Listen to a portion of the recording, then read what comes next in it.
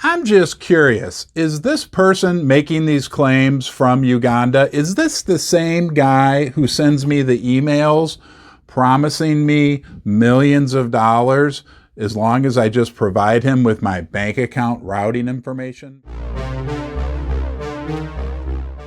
Conspiracy theories, skepticism, and intrigue surround the most recent claims by Uganda to have found the motherlode of gold.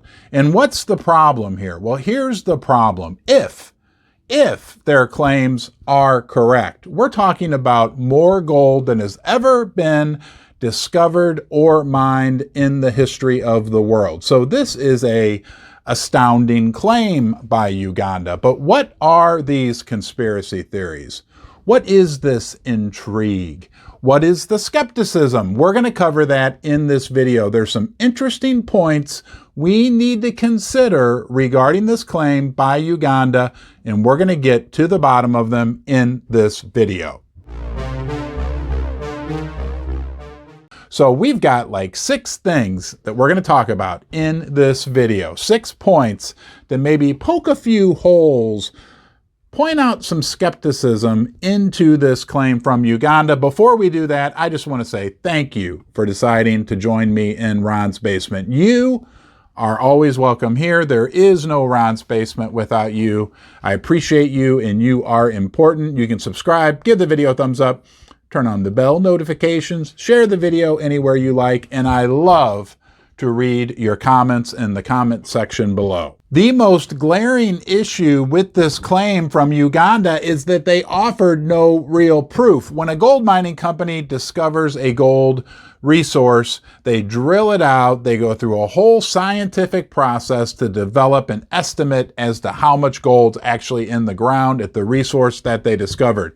Uganda, they forgot to give us that information. They did just say we have this 320,000 metric tons, but they didn't provide extensive drill results or really explain to anyone how they came up with that number. Many of you pointed out in the comments section on a previous video I made about Uganda that this seems a lot like the Bre-X situation. I think that was in the mid-90s. Bre-X was a Canadian company that made these astounding claims about all this gold they found. I believe it was in Singapore.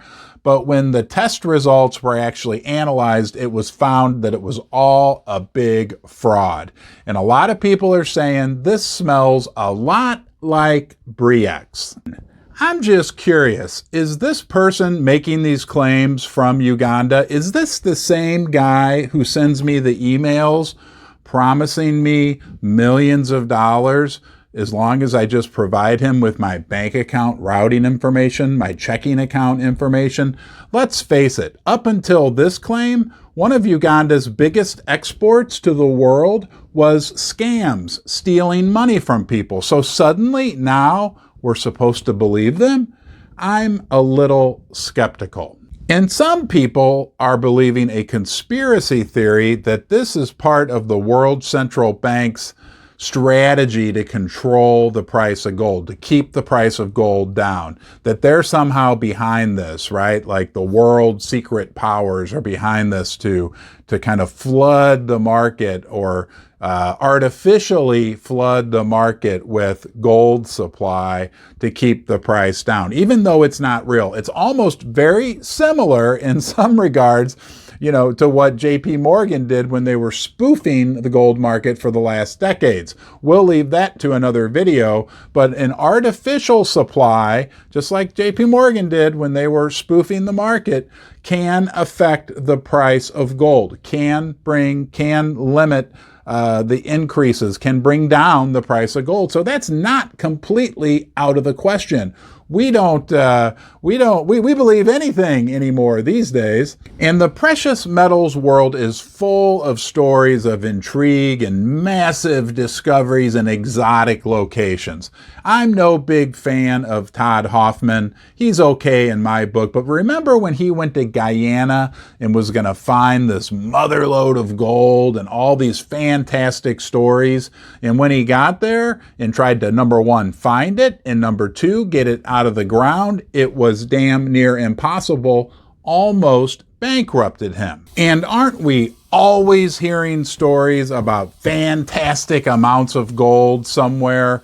You know, we have the asteroids, the bottom of the ocean, Fort Knox, and even supposedly there's a mother lode of gold right here in the United States of America in our very own Grand Canyon. So we view all of these claims, all the gold that China supposedly has, all the gold that Russia supposedly has. Now those are much more believable. Fort Knox is much more believable, but some of these claims are a little preposterous. The asteroids, the bottom of the ocean, Uganda, they're all, to me, in the same category. I'm going to pull up a comment from one of my subscribers on my previous video where he points out a very pertinent fact, that if indeed Uganda does have all this gold, Uganda, the size of the state of Wyoming, some other powerful entity, powerful country would create a false narrative under which to go in and get the gold. That's unfortunately just the way the world works. Ask the Boers in South Africa when they discovered at the time what was one of the biggest gold discoveries in the history of the world. The British decided to come in and let's say, attempt to get the resources that the Boers had discovered. Hey, I appreciate you watching my video. I appreciate you being here in Ron's Basement. You are important. There is no Ron's Basement without you. I look forward to seeing you again, and until next time, be well.